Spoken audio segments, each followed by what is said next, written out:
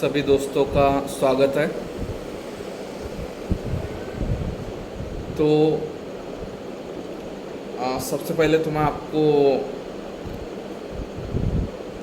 उन लोगों को ये गुड न्यूज़ देना चाहूँगा जो कि graduate aptitude test in engineering 2025 के लिए अपीयर होने वाले हैं। मैं आपको बता दूं कि आज डेट 28 ऑफ अगस्त को लगभग गेट का एप्लीकेशन फॉर्म ओपन हो चुका है। फर्स्ट ऑफ ऑल आप जो गेट का पोर्टल है उस पर जाके विज़िट कीजिए और आपको वहाँ पे जो ऑफिशियल गेट का पोर्टल है वहाँ पे आपको हमारा रजिस्ट्रेशन ऑलमोस्ट ओपन हो चुका है। सो ये एक गुड न्यूज़ थी जो कि इंजीनियरिंग के थर्ड ईयर और फाइनल ईयर के स्टूडेंट के लिए थी। So should I stop the ceiling fan? I think so. So मैं इसको रुका देता हूँ। हाँ, तो अभी हम विदाउट नॉइस बैरियर कम्युनिकेट कर पाएंगे। तो जो बच्चे गेट देने वाले हैं उनके लिए ये गुड न्यूज़ जो मैंने आपके साथ शेयर की। और अब ये गेट कौन कौन दे सकता है आपको बता देता हूँ। जो थर्ड ईयर के बच्चे हैं जिनका अभी थर्ड ईयर शुरू है वो बच्चे भी गेट दे सकते हैं। देन आफ्टर जो फाइनल ईयर के बच्चे हैं जिनका अभी फाइनल ईयर शुरू है वो भी बच्चे दे सकते हैं। देन आफ्टर ऐसे बच्चे भी दे सकते हैं जिन्होंने 4 साल का उनका बैचलर ऑफ टेक्नोलॉजी या फिर बैचलर ऑफ इंजीनियरिंग कंप्लीट किया है, वो भी बच्चे दे सकते हैं। मीन्स आप थर्ड ईयर में हैं, आप फोर्थ ईयर में हैं या फिर आपने आपका बीटेक और बी कंप्लीट किया है तो आप गेट को अपीयर हो सकते हैं। No any age limit, no problem. कितना भी अगर आपका एज है तो उसमें कोई मैटर नहीं करेगा, आप बिल्कुल दे सकते हैं। फीस वगैरह आप पोर्टल पे जाके देख लेना। Almost reserve as well as open category, ऐसे 2 कैटेगरी की फीस पोर्टल पे दी है। देन आफ्टर सबसे इम्पोर्टेंट बात, सिलेबस। सो अगेन मेरे पास ये प्रिंट आउट है जो कि मैंने मेरे स्टडी के लिए बनाई है। मैं आपको अगर इसका थोड़ा बहुत पढ़ा दूँ तो आपको ध्यान में आ जाएगा कि कुल मिला के इसके अंदर 11 सब्जेक्ट रहते हैं। जो 11वां सब्जेक्ट रहता है वो रहता है हमारा जनरल एप्टीट्यूड, जिसको हम जीए बोलते हैं, और उसका वेटेज भी अच्छा खासा रहता है। तो सेक्शन 1 में आता है हमारा इंजीनियरिंग मैथमेटिक्स। इसके अंदर आते हैं हमारे कुल मिला के 5 सब टॉपिक जिसको हम चैप्टर बोलते हैं। लीनियर अलजेब्रा, उसके बाद कैलकुलस, उसके बाद डिफरेंशियल इक्वेशन, उसके बाद complex variable, then after last one is probability and statistic. अभी हम बात करेंगे हमारे सेक्शन 2 की। तो सेक्शन 2 के अंदर आता है इलेक्ट्रिक सर्किट, जिसको हम नेटवर्क थ्योरी भी बोलते हैं, नेटवर्क एनालिसिस या फिर नेटवर्क थ्योरी। तो ये जो इलेक्ट्रिक सर्किट है इसको हम नेटवर्क थ्योरी भी बोलते हैं। तो ये नेटवर्क एलिमेंट के अंदर ideal voltage and current sources, dependent sources, resistance, inductance, capacitance and um inductance element. उसके बाद में नेटवर्क सॉल्यूशन मेथड, इसके अंदर केसीएल केवीएल वाला प्रॉब्लम आएगा, नोड एंड मेश एनालिसिस वाला प्रॉब्लम आएगा। उसके बाद में नेटवर्क थ्योरम में देखिए Thevenin's, Norton's, superposition, maximum power transfer. तो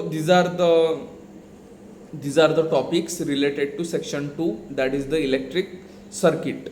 then after section 3 के अंदर आएगा हमारा इलेक्ट्रोमैग्नेटिक फील्ड थ्योरी, जिसको हम ईएमएफ बोलते हैं, कोई कोई EMFT भी बोलता है, लेकिन ये पर्टिकुलर इलेक्ट्रोमैग्नेटिक फील्ड थ्योरी की पढ़ाई है। देन आफ्टर सेक्शन 4 के अंदर सिग्नल एंड सिस्टम आएगा, जिसके अंदर representation of continuous and discrete time signal, shifting and scaling properties, linear time invariant and causal system. तो ये हमारे सिग्नल एंड सिस्टम के अंदर आएगा। देन आफ्टर सेक्शन 5 के अंदर इलेक्ट्रिकल मशीन आएगा, इसके अंदर single phase transformer, equivalent circuit, phasor diagram, open circuit and short circuit test, regulation, efficiency, 3 phase transformer, उसके अंदर उसका connection, vector group, parallel operation. Parallel operation तो आपको पता होगा कि क्यों पैरेलली हम उसको कनेक्ट करते हैं, क्योंकि in case of fault condition हम उसको मेंटेनेंस के लिए बाजू में कर पाए और पूरा जो सिस्टम है वैसे के वैसे ही वर्क करे, इसके लिए हम उसको पैरेलली कनेक्ट करते हैं। और सबसे प्रमुख रीज़न भी वही है कि हम क्यों उसको पैरेलली कनेक्ट करते हैं। तो ये आपने देख लेना। इसके बाद में सेक्शन 6 के अंदर पावर सिस्टम वाला आइटम आता है। पावर सिस्टम को हम इलेक्ट्रिकल पावर सिस्टम भी बोलते हैं। तो इसके अंदर बेसिकली क्या क्या आएगा, basic concept of electrical power generation.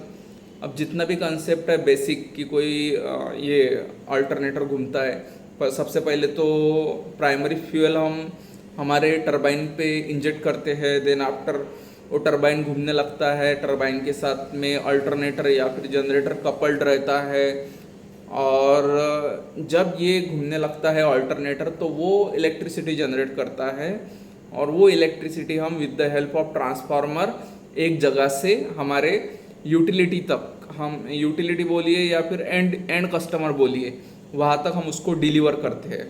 उसको हम basic concept of electrical power generation कहते हैं। Then AC and DC transmission concept, models and performance of transmission lines and cables, economic load dispatch with and without considering transmission losses, series and shunt compensation, electric field distribution and insulator distribution system, per unit quantities, bus admittance matrix, Gauss-Seidel and Newton-Raphson load flow method, voltage and frequency control, power factor correction, symmetrical component, symmetrical and unsymmetrical fault analysis, principle of overcurrent, differential and directional and distance protection, circuit breaker, system stability concept, equal area,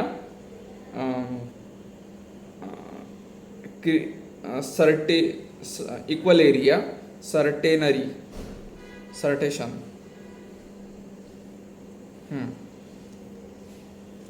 दिन after हम हमारे section 7 की ओर बढ़ते हैं।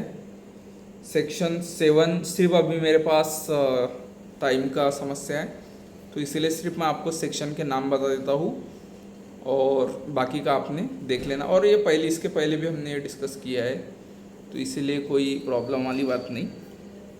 तो 1 minute, fan चालू कर देते हैं।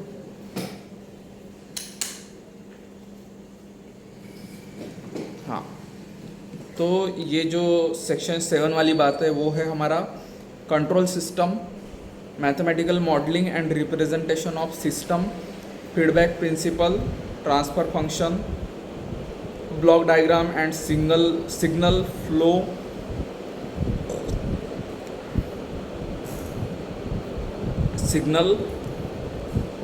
ग्राफ्स,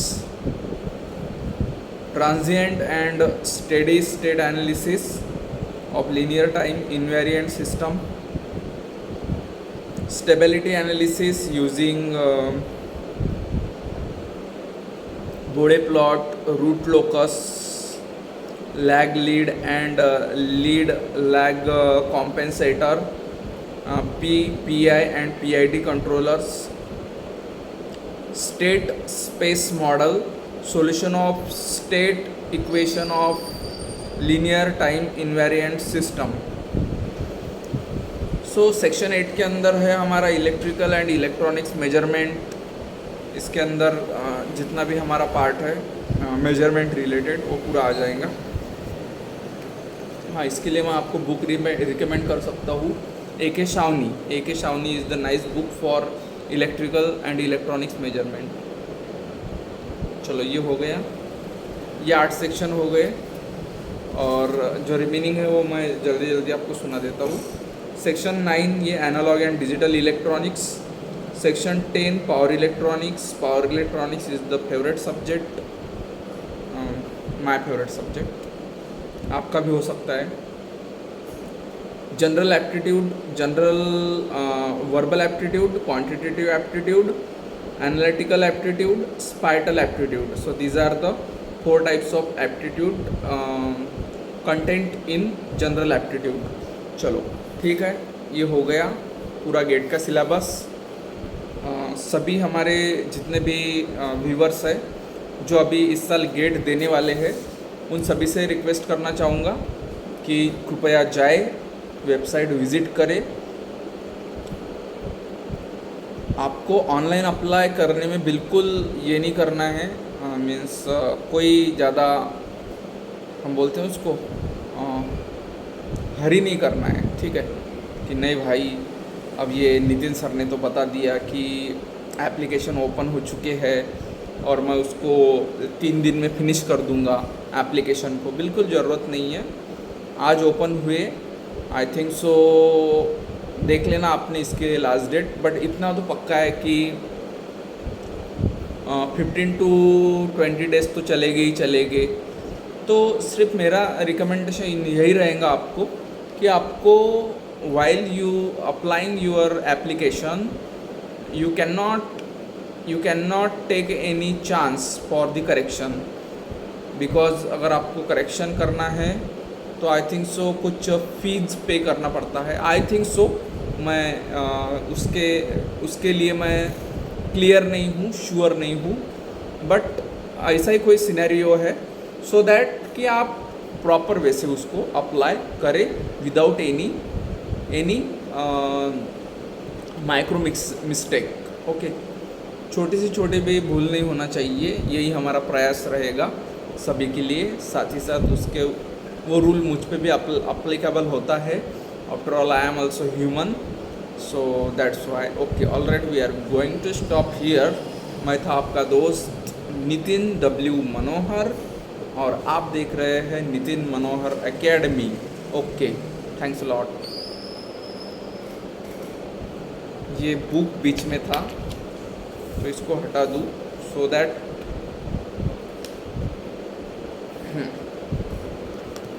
तो देखिए ये जो बुक है ये हमारा BS Grewal Higher Engineering Mathematics by the Khanna publisher. तो ये एक काफ़ी अच्छा बुक है जो कि मैं आपको रिकमेंड करूँगा। देखो, और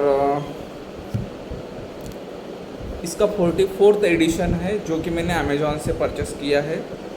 बाय द वे आप अपने ऑफलाइन बुक स्टॉल पे जाके भी इसको परचेस कर सकते हैं। मुझे तो ज़्यादा कंफर्टेबल दोनों भी लगता है, कोई प्रॉब्लम नहीं है, online as well as offline दोनों भी मैं कंफर्टेबल फील करता हूँ। सो ये बुक है हमारा BS Grewal for the Higher Engineering Mathematics by the Khanna publisher. Okay, so अभी के लिए हम रुकते हैं। Thanks a lot.